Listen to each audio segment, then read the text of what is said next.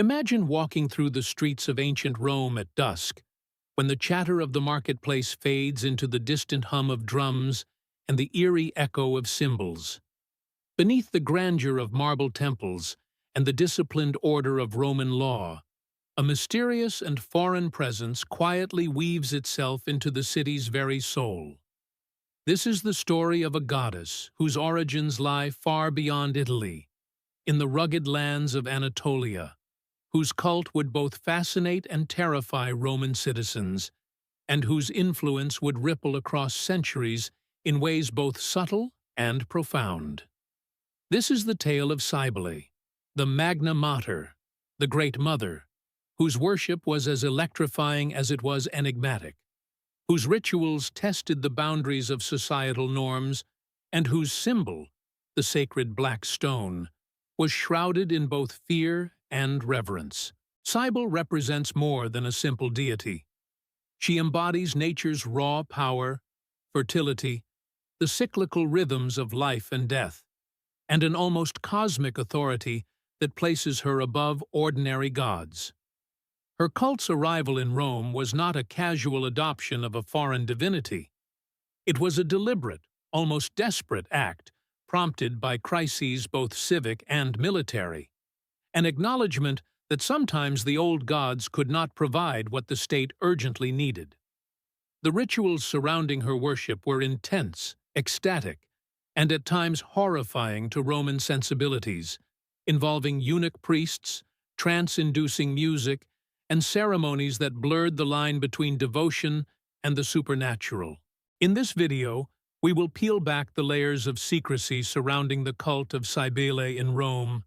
We will explore her ancient Phrygian origins, trace her dramatic arrival in the heart of the Roman Republic, uncover the mysteries of her rituals, and reveal how she shaped Roman politics, culture, and even perceptions of gender and power.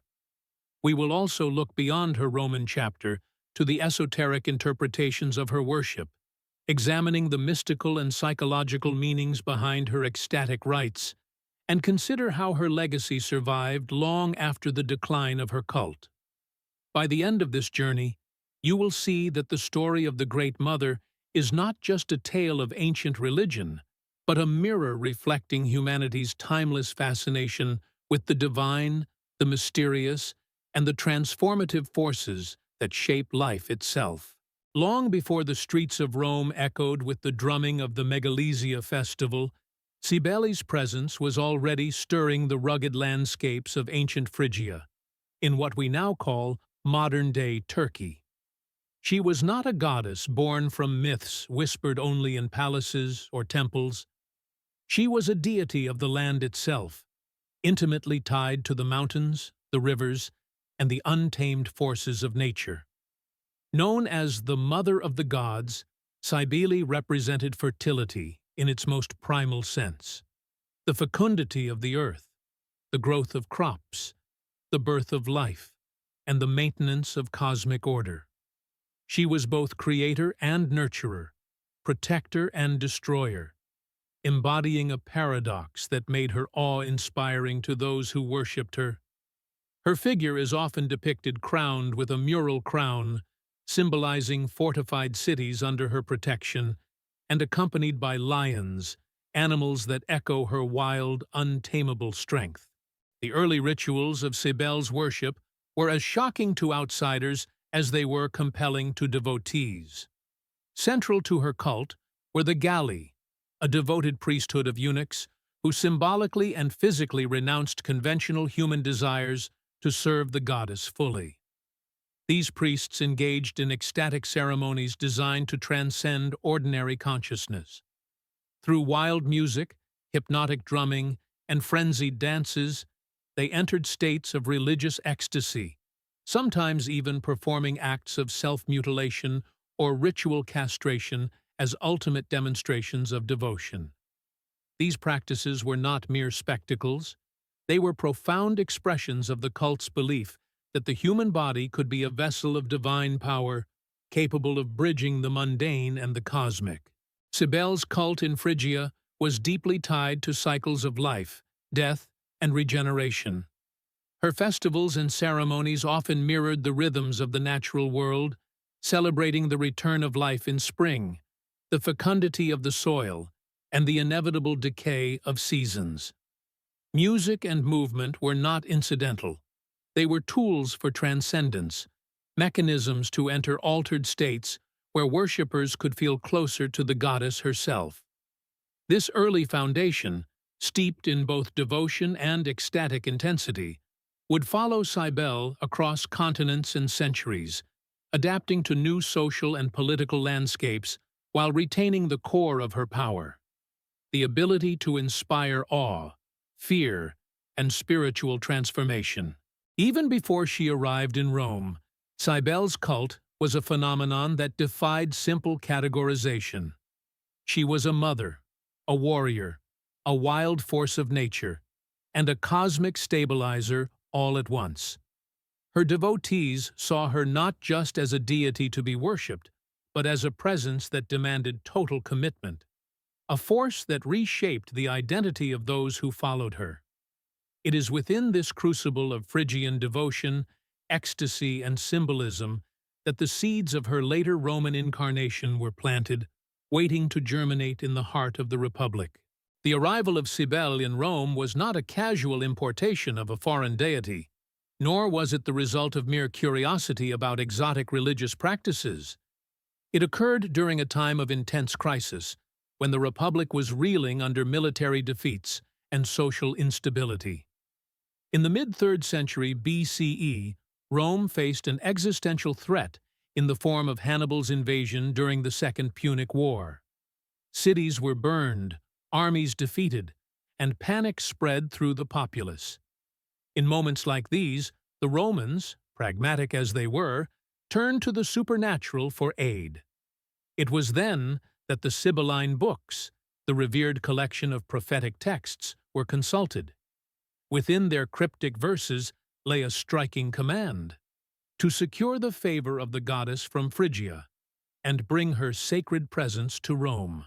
The response of the Senate was both calculated and ceremonial. They sent envoys to the city of Pessinus in Anatolia, the legendary home of Cybele's most sacred black stone. This stone, a meteorite or a sacred object revered as her earthly manifestation, was not just a symbol, but a tangible conduit of her divine power. Its transport to Rome was accompanied by solemn rituals, prayers, and an air of both reverence and dread. When the stone finally arrived in the city, it was not quietly installed in a temple. The ceremony was a spectacle, designed to awe the citizenry while asserting the goddess's authority over the fate of the Republic. For many Romans, it was a moment of wonder, a brush with a force far beyond human comprehension. For others, it was a source of fear, a foreign power whose demands and mysteries they could scarcely understand. Public reaction to Cybele's arrival was mixed and complex. While the Senate endorsed her worship as a political and spiritual necessity, ordinary Romans were cautious, even alarmed, at the exotic nature of her rituals. Unlike the structured, orderly ceremonies of traditional Roman gods, Cybele's worship involved ecstatic music, frenzied dances, and priests who were willing to undergo extreme acts of devotion. To the conservative citizen, the presence of castrated priests performing wild, hypnotic rites was unsettling, bordering on blasphemous or unnatural.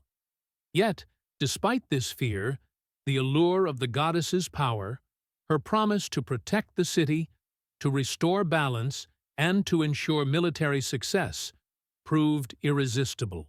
The arrival of Cybele in Rome marked not only the introduction of a new goddess, but also the opening of the city to a set of religious experiences that were radically different from anything the Romans had previously known. She brought with her a ritualistic intensity, a challenge to traditional gender norms, and a spiritual energy that was at once both disruptive and stabilizing.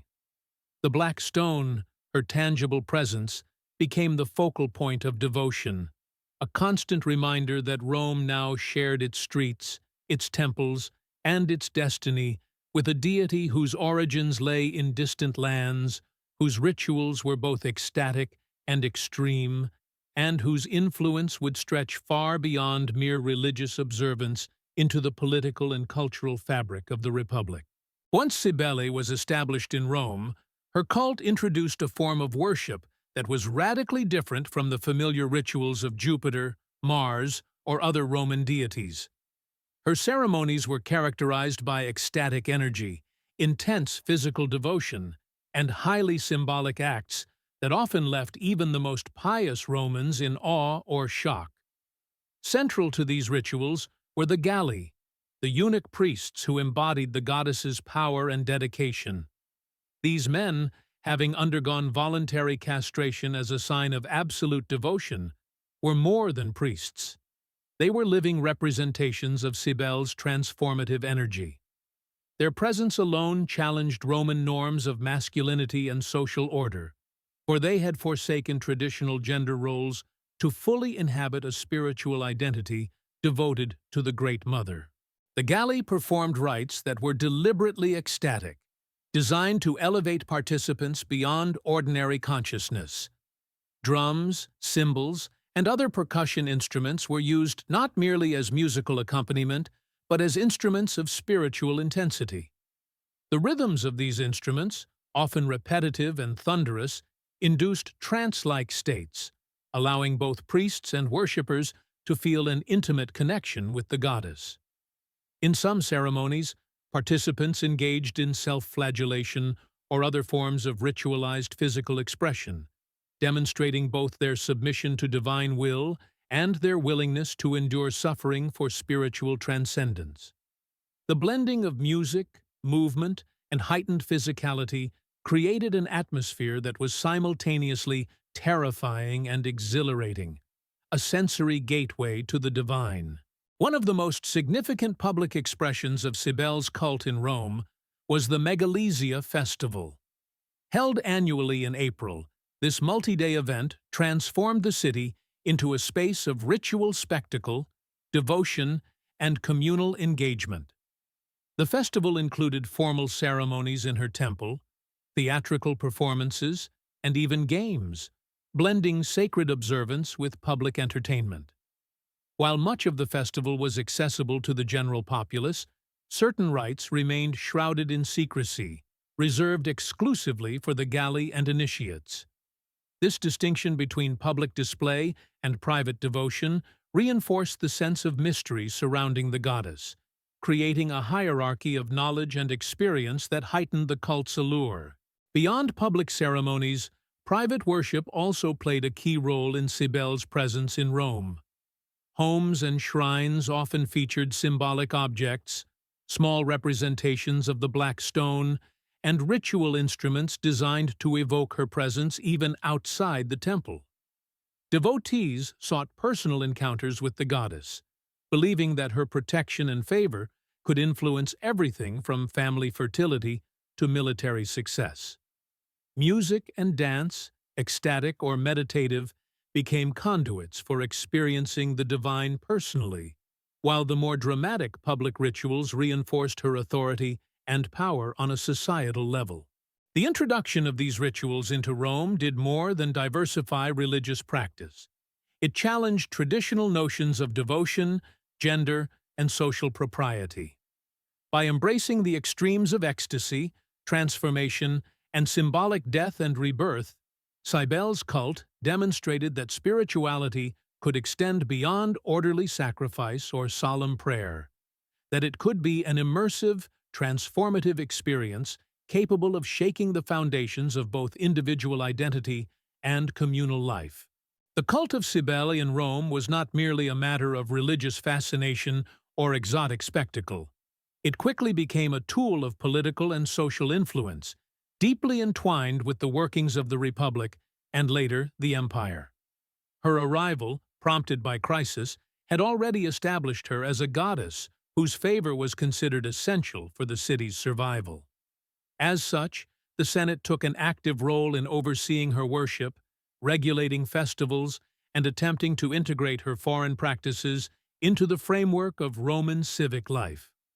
The presence of the Magna Mater became a subtle yet powerful instrument of statecraft, one capable of consolidating authority, calming public fear, and projecting the image of divine support for Roman institutions during times of instability. This political integration, however, was never straightforward. Rome's traditional religious system was grounded in a balance of ritual precision, solemn vows, and the maintenance of social order.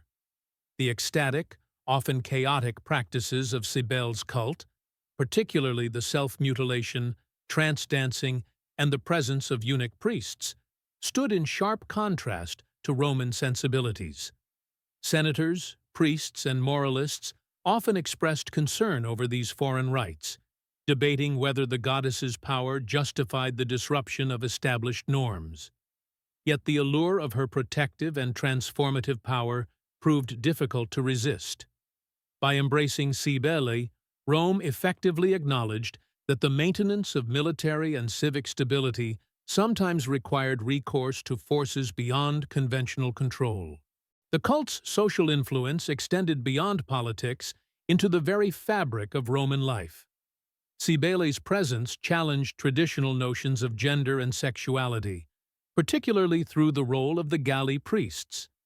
These figures, openly defying conventional masculinity and participating in extreme forms of devotion, introduced the idea that spiritual authority could transcend physical and social norms. This, in turn, subtly influenced Roman conceptions of divine power, suggesting that the gods operated beyond human conventions and that true devotion sometimes required extraordinary personal transformation. Even ordinary citizens, witnessing public rituals and festivals, were confronted with new models of religious and social engagement that expanded the boundaries of acceptable behavior and belief. In addition, the cult served as a stabilizing force during periods of turmoil.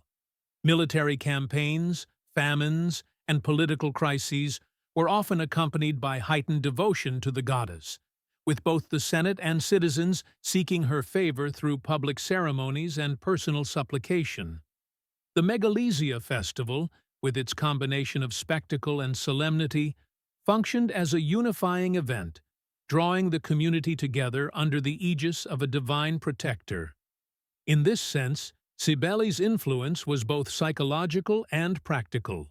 She reassured a frightened populace, reinforced civic hierarchies, and provided a tangible focal point for collective hope, fear, and devotion. Ultimately, the cult of Cybele in Rome was a demonstration of how religion and politics could intersect in complex, sometimes uneasy ways. It revealed the adaptability of Roman society, capable of absorbing even the most foreign and extreme practices when they served the city's interests, while also highlighting the tensions that arose whenever deeply ingrained cultural norms were challenged. Cybele was more than a goddess. She was a mirror of Rome itself, reflecting its fears, ambitions, and willingness to embrace the extraordinary in the pursuit of stability, power, and divine favor. Beneath the public ceremonies, the political maneuvers, and the dazzling spectacle of the Megalesia, the cult of Cybele carried a deeply esoteric dimension, one that spoke to the human need for transformation, transcendence, and connection with the divine. At the heart of this mysticism was the sacred black stone, transported from Pessinus to Rome, which was far more than a simple religious artifact. This object was venerated as a tangible embodiment of the goddess herself, a nexus through which the mortal and the divine could intersect. For the initiated, the stone represented the cosmic mother, the source of life and fertility, the axis around which existence turned. Its presence in the temple was a constant reminder of the sacred rhythms of birth, death, and renewal, inviting devotees to reflect not just on the survival of the city, but on the cycles of their own lives. The ecstatic rituals of the Galli and other devotees carried psychological and spiritual significance that extended beyond outward display. The acts of self-mortification, trance dancing, and ritual noise were methods of breaking down ordinary consciousness, dissolving the boundaries between self and deity. Participants entered states where the ego, with its fears and limitations, was temporarily suspended, and in its place arose a sense of unity with a force far greater than themselves. Modern interpretations suggest that these rituals functioned as tools of catharsis and transformation, allowing adherents to confront mortality, loss, and desire in a controlled yet profoundly intense spiritual setting. Cybele's rites offered a glimpse into the universal human longing for transcendence, a space where suffering and devotion could be alchemically transformed into insight, empowerment, and connection to a greater cosmic order. The esoteric symbolism of Cybele also resonates through later mystical and religious traditions. Elements of her cult, from the ecstatic rites to the motif of the Great Mother, can be traced in Gnostic practices, mystery religions, and even medieval esoteric thought. The themes of death and rebirth, of surrendering the self to a higher power, and of navigating the tension between the wild and the ordered, are echoed in these later spiritual systems. This continuity suggests that Cybele's influence was not confined to the political or social sphere of Rome. It tapped into enduring archetypal structures within human consciousness. In the figure of the Great Mother, devotees found a symbol that was simultaneously nurturing and terrifying, intimate and vast, offering a model of divine power that transcended conventional morality and human limitations. The deeper message of Cybele's cult is, at its core, one of transformation. Life, in her vision, is not linear or stable, but cyclical, constantly moving through creation, destruction, and renewal. Her rituals, symbols, and the figure of the black stone serve as metaphors for this process, teaching that surrender, devotion, and sometimes extreme acts of courage or self-denial can bring a deeper understanding of existence. In this sense, the cult of Cybele is not just a historical curiosity. It is a window into how ancient peoples grappled with the mysteries of life and death, how they sought meaning in chaos, and how they created systems of spiritual practice that engaged the body, mind, and soul in pursuit of transcendence. As the Roman world evolved, the cult of Cybele gradually receded from public prominence, particularly with the rise of Christianity and the moral reforms that accompanied the transformation of the empire. The ecstatic, often transgressive rituals that had once seemed a source of civic stability and spiritual power increasingly clashed with the new religious and social norms promoted by Christian authorities. Temples were abandoned or repurposed, public festivals like the Megalesia were suppressed, and the once visible presence of the Galli priests became increasingly rare. Over time, the cult's dramatic physical expressions and foreign symbolism were condemned as immoral or superstitious, effectively pushing the goddess into the shadows of cultural memory. Yet, despite this decline, the archetype of the Great Mother endured. The symbolism of Cybele, the nurturing yet overwhelming maternal force, the connection to life, death, and cosmic cycles, continued to resonate in later religious and mystical traditions. Elements of her mythology and ritual practice found echoes in medieval mystery cults, in the allegories of Gnosticism, and even in the imagery of Renaissance occultism. The black stone, the ecstatic rituals, and the notion of surrendering the self to a higher, transformative power became enduring motifs, adapted to new contexts while preserving the essence of her original cult. In this way, Cybele's spiritual influence persisted long after her temples in Rome fell silent. Modern fascination with Cybele illustrates the enduring power of her archetype. Neo-pagan movements, contemporary occultists, and scholars of ancient religion have all drawn inspiration from her worship. She is often invoked as a symbol of fertility, creative power, and feminine authority, while her rituals and imagery continue to inspire art, literature, and cultural reinterpretation. Her story reminds us that religious practice is not merely about doctrine or orthodoxy, but about the human encounter with forces that transcend the ordinary, the search for meaning in the unknown, and the desire to engage with experiences that challenge, transform, and ultimately expand our understanding of life itself. The legacy of Cybele is thus both historical and symbolic. She exemplifies how a foreign deity, initially met with fear and skepticism, can integrate into the heart of a civilization, reshape social norms, and leave a mark on collective consciousness that lasts far beyond her active worship. Her cult demonstrates the enduring human fascination with the divine feminine, with the power of ecstasy and transformation, and with the ways that spiritual devotion can intersect with politics, culture, and personal identity. Even in a world dominated by new religions and moral frameworks, the Great Mother lives on, not as a relic, but as a potent symbol of the mysteries that lie at the heart of human existence, waiting to be explored, understood, and experienced anew.